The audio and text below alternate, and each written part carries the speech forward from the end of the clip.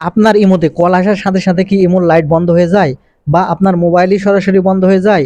যদি এরকম সমস্যা আপনার থেকে থাকে তাহলে এই ভিডিওটি আপনার জন্য।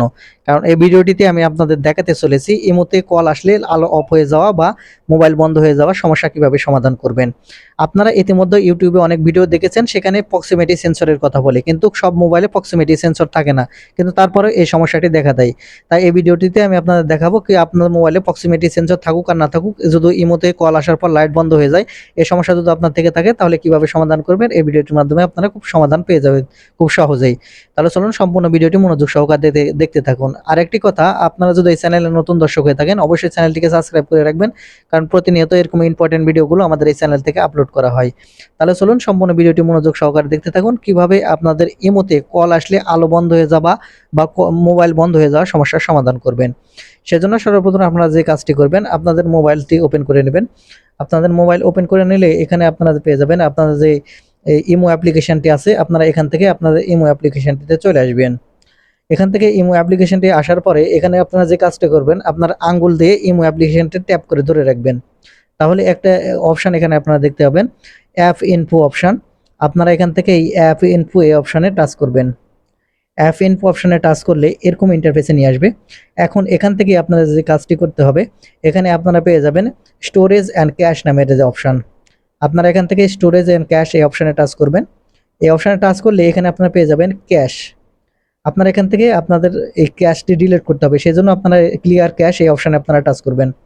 এই ক্লিয়ার ক্যাশ অপশনে টাচ করলে দেখতে পাবেন এখান থেকে ক্যাশ কিন্তু ক্লিয়ার হয়ে যাবে। এক্ষেত্রে আপনার যে কাজটি হবে, আপনার ইমোতে যদি কেউ কল করে থাকে তাহলে দেখতে পাবেন এখান থেকে খুব সহজে স্মুথলি কল চলে আসবে। এক্ষেত্রে আপনার ইমোর লাইট বন্ধ হয়ে যাওয়া বা আপনার মোবাইল বন্ধ হয়ে যাওয়ার সমস্যা কিন্তু সমাধান হয়ে যাবে।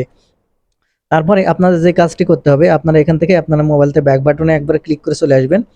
ব্যাক বাটনে ক্লিক করে চলে আসার পরে এখানে আপনার যে পেয়ে যাবেন আপনাদের মোবাইলের সেটিংসটি ওপেন করে নেবেন। আপনারা মোবাইলের সেটিংসটি ওপেন করে নিলে এরকম ইন্টারফেসে নিয়ে আসবে। এখান থেকে আপনারা খুঁজে বের করবেন কুইক সেটিংস নামের অপশান।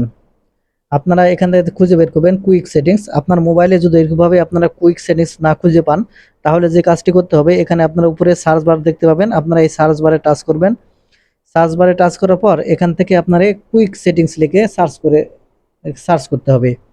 আমি এখান থেকে লিখে দিচ্ছি কুইক সেটিংস, আপনারা এখানে দেখতে থাকেন। এই আমি যে কুইক সেটিংস লিখতেছি ঠিক এটাও লিখে এই কুইক সেটিংস লিখে আপনারা এখান থেকে লিখে নেবেন। লেখার পর আপনারা এই কুইক সেটিংসের উপর টাচ করবেন। আপনারা কুইক সেটিংসের উপর টাচ করলে নিচের যে একটা অপশান দেখতে পাবেন, আপনারা এখান থেকে এই নিচের অপশানটি চলে আসবে। আপনারা এখন এই কুইক সেটিংস এই নিচের অপশানে টাচ করবেন।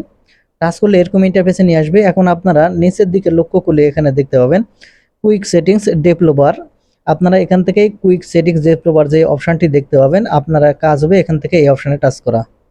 আপনারা এই কুইক সেটিংস ডেভেলপার এই অপশানে টাচ করার সাথে সাথে এরকম ইন্টারফেসে নিয়ে আসবে। এখন এখানে আপনারা দেখতে পাবেন সেন্সর নামের একটি অপশান চলে আসবে। সেন্সর অফ অপশন চলে আসবে। এখানে দেখতে পাবেন অফ করা আর অন করা একটা অপশান আছে। আপনারা যে কাজ করবেন এখান থেকে প্রথমে অন করবেন, তারপরে আবার এটা অফ করে দেবেন। এটা অন অফ হয়ে গেলে আপনারা চলে আসবেন, ব্যাক বাটনে ক্লিক করে চলে আসবেন। আসার পরে এখন আপনারা যে কাজটি করবেন, আপনাদের ইমো অ্যাপ্লিকেশনটি ওপেন করে নিতে হবে।